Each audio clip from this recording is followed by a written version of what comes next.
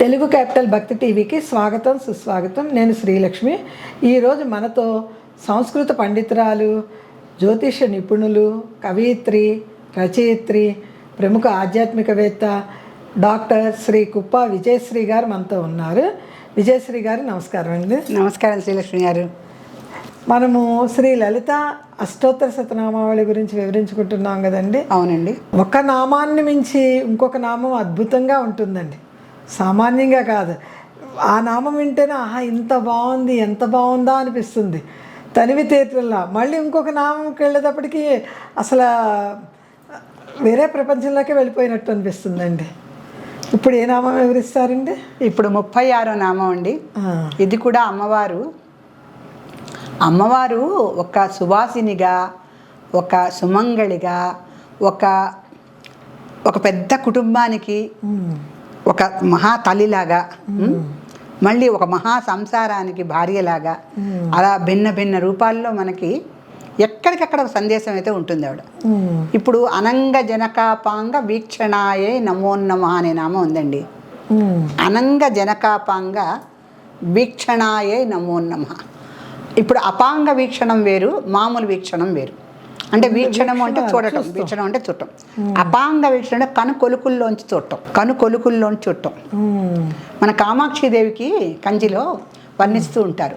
ఆవిడ కామాక్షి కదా, అన్నీ కూడా మన కోరికలన్నీ ఆవిడకి చెప్తే ఆవిడ ఇలా అపాంగ వీక్షణంతో ఇలా చూస్తుంటే ఒకసారి అంటే ఆవిడ కళ్ళు ఎప్పుడు తిరుగుతూ ఉంటాయని ఒక నానుడు ఉంది మన ప్రవచనకర్తలు కూడా ఆ విషయాలు ధృవీకరిస్తూ ఉంటారు. ఎందుకంటే వాళ్ళు దర్శించిన వాళ్ళకి మనకి మీనాక్షి, కామాక్షి కాకుండా లోలాక్షి అని కూడా ఒకటి ఉంది.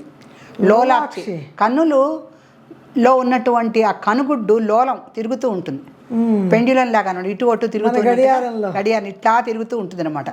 అలా కామాక్షి దేవి యొక్క నేత్ర డోలాయమానంగా ఉన్నట్టు అంటే అట్లా అటు ఇటు తిరుగుతున్నటువంటి ఆ నేత్ర చాలనం వీక్షించినటువంటి మహానుభావులు అక్కడ చూస్తే గగురు పొడుస్తుందని చెప్తూ ఉంటారు.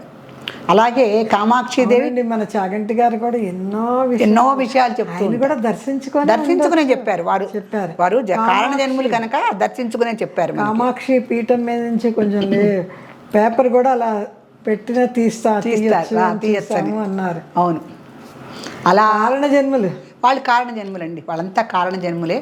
మనకి ఇంతటి జ్ఞానాన్ని అందించడానికి వాళ్ళు అవతారం ఎత్తారని అనుకో. కారణ జన్ములుగా వచ్చి మనకి ఇంత అది కష్టపడకుండా, ఎక్కడికి వెళ్లకుండా హాయిగా ప్రవచనం ఎన్ని గంటలన్నా వినే టీవీలు మనకి రావటం, వీళ్ళు వచ్చి గంటలు చెప్తే హాయిగా ఇంట్లో కూర్చొని వినటం, ఇది నిజంగా ఈ కాలానికి ఒక అద్భుతమైన వరమే. ఈ ప్రవచనకర్తలందరూ అదృష్టమే.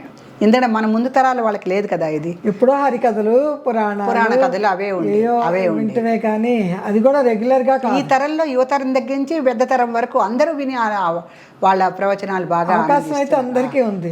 వినియోగించుకుంటాం మన చేతుల్లో ఉంది. ఇక్కడ అమ్మవారి యొక్క అపాంగ వీక్షణం అంటే కనుకొలుకుల నుంచి చూడటం అనమాట. ఆవిడ ఎవరిని చూసింది? అనంగుడు అంటే అంగము లేనివాడు అనంగుడు. ఆయనకి మన్మథుడు భస్మం అయిపోయాయి శివుడి యొక్క 3వ కన్నుతో.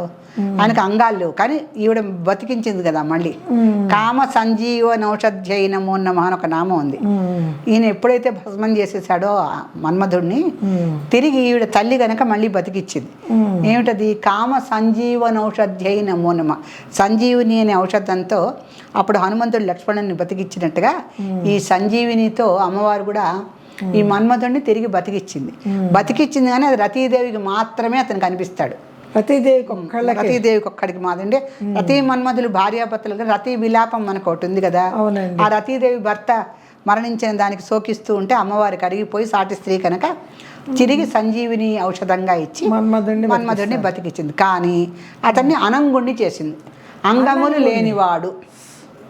అందుకేనండి మన్మథ భావం అంటే అందరికీ మన్మథ భావం అనుభవిస్తారు, కానీ మన్మధుడు ఎక్కడా కనిపించడు.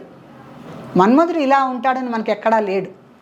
సౌందర్యమైనటువంటి పురుషుల్లో ఉంటే విష్ణుమూర్తి అత్యద్భుతమైనటువంటి సుందరాకారుడు. శ్రీరాముడు, శ్రీకృష్ణుడు, మన విష్ణుమూర్తి వీళ్ళందరూ కూడా సౌందర్యానికి ప్రతీకలుగానే ఉన్నారు. కానీ మన్మధుడిని ఎక్కడా కూడా ఎవరు అందమైన వాడే అంటారు, కానీ లేడు కదా, అనంగుడు కదా. అంగములు లేకపోతే ఇంకా సౌందర్యం ఏముంది? కాకపోతే ఆ మన్మథ భావం చాలా గొప్పది. ఆ భావంతోనే రతీదేవి ఆనందంగా ఉండగలిగింది. ఇక్కడేమైంది, అనంగ జనకాపాంగ వీక్షణాయే నమో నమ అంటే ముందు ఒక అర్థం చెప్పుకున్నాం. ఈ అనంగుడైనటువంటి మన్మధుడి యొక్క క్రీగంటి చూపు ఎవరికి ఉంటుంది? అమ్మవారి మీద, శివుడికే ఉంటుంది. శివుడికి ఉన్నటువంటి క్రీగంటి చూపులో ఉన్నటువంటి మన్మథ భావానికి అమ్మవారు అపాంగ వీక్షణాయన్ మహా కనుకొలుకులతో చూసి ఆనందించింది ఆవిడ. అంటే స్త్రీలు ప్రత్యక్షంగా ఏ భావాన్ని వ్యక్తీకరించారు కనుక వాళ్ళకి హ్రీం అంటే సిగ్గు, బిడియము, లజ్జ అనే అర్థాలు ఉన్నాయి.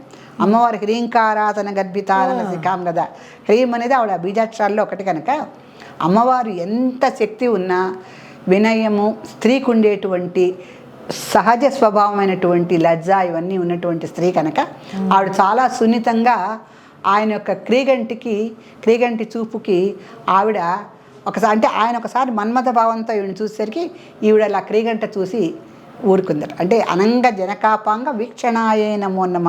ఆ వీక్షణం ఎటువంటిది? అపాంగ వీక్షణం. కనుకొలుకుల్లోంచి ఒకసారి మన్మధుడు భావంతో చూస్తున్నటువంటి భర్తని చూసి ఆవిడలా కనుకొలుకుల్లోంచి చూసి సంతోషించిందట. అందుకని ప్రత్యక్షంగా కళ్ళల్లో కళ్ళు పెట్టి చూడలే ఆవిడ.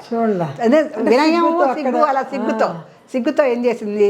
అందుకని అనంగ జనకాపాంగ వీక్షణాయే నమోనం అంటే ఈ మన్మథ భావం ప్రవేశించినటువంటి భర్తని ఈవిడ అపాంగ వీక్షణాలతో దర్శించింది అని ఒక అర్థం. ఇంకొకటి ఇక్కడ జనక అన్న పదం వాడాడు. ఈ పదం వచ్చేసరికి మనకు అన్వయం కొంచెం భిన్నంగా ఉంటుంది. అనంగ జనకుడు ఎవరంటే విష్ణుమూర్తి. అనంగ జనకుడు విష్ణుమూర్తి కొడుకు మన్మధుడు. విష్ణుమూర్తి లక్ష్మీదేవతల యొక్క పుత్రుడే మన్మధుడు. ఈ మన్మధుడు అనంగ జనకుడు అంటే ఇక్కడ విష్ణుమూర్తి వచ్చేసాడు కదా. మరి అనంగుడు అంటే మన్మధుడు, అతని యొక్క తండ్రి ఎవరు? విష్ణుమూర్తి. జనకుడు అంటే విష్ణుమూర్తి.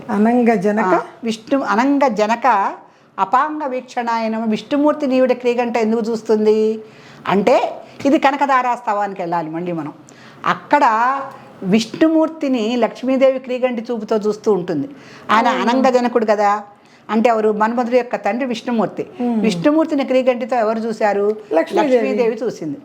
ఈ లక్ష్మీదేవి ఎవరి అంశ? శ్రీమాత అంశ. ఈ విష్ణుమూర్తి ఎవరా? శివకేశయోహ అభిన్నమే కదా, శివాయ విష్ణు రూపాయ. అందుకని అనంగ జనకాపాంగ వీక్షణాయే నమో నమ అంటే అనంగ జనకుడైనటువంటి విష్ణుమూర్తిని క్రీగంట ఎవరు చూశారంటే శ్రీమాత యొక్క అంశ అయిన లక్ష్మీదేవి చూసింది. శ్రీమాత అంశ అయిన లక్ష్మీదేవి చూసింది. మరి ఈ అవతారంలో అమ్మవారు శ్రీమాత భర్త ఎవరు? మహాదేవుడు శివుడు. మరి ఆ అంశలో అక్కడ శివకేశవ అభిన్నత్వం ఉన్న అవతారాలు వేరు, భార్యాభర్తలు వేరు. అనంగ జనకుడు వేసరికి విష్ణుమూర్తి వచ్చాడు అక్కడ. విష్ణుమూర్తి యొక్క భార్య ఎవరు? లక్ష్మీదేవి. లక్ష్మీదేవి క్రీగంట విష్ణుమూర్తిని ఎలా చూసిందో ఏమిటో మన కనకదారాస్తవంలో శంకరాచార్యుల వారు అసలు అంత అద్భుతంగా అంత అందంగా ఎవరూ వర్ణించలేరు. అలా వర్ణించిన సందర్భాన్ని ఇక్కడ అనంగ జనకాపాంగ వీక్షణాయే నమో నమః అనే నామంలో శ్రీమాతకి 2 రకాల రూపాలతోనూ అర్థాన్ని చెప్పారనమాట. సో ఆ రకంగా మన్మథ భావం ఉన్నటువంటి భర్త కళ్ళల్లోకి సిగ్గుపడుతున్నటువంటి భార్య యొక్క స్వరూపం ఎలా ఉంటుంది ఏమిటనే సున్నిత భావాన్ని పరమ సుందరంగా వర్ణించినటువంటి నామం ఇది. ఇది కూడా భార్యాభర్తల యొక్క అన్యోన్యానికి పనికొచ్చేదే కనుక శ్రీమాత్రే నమః.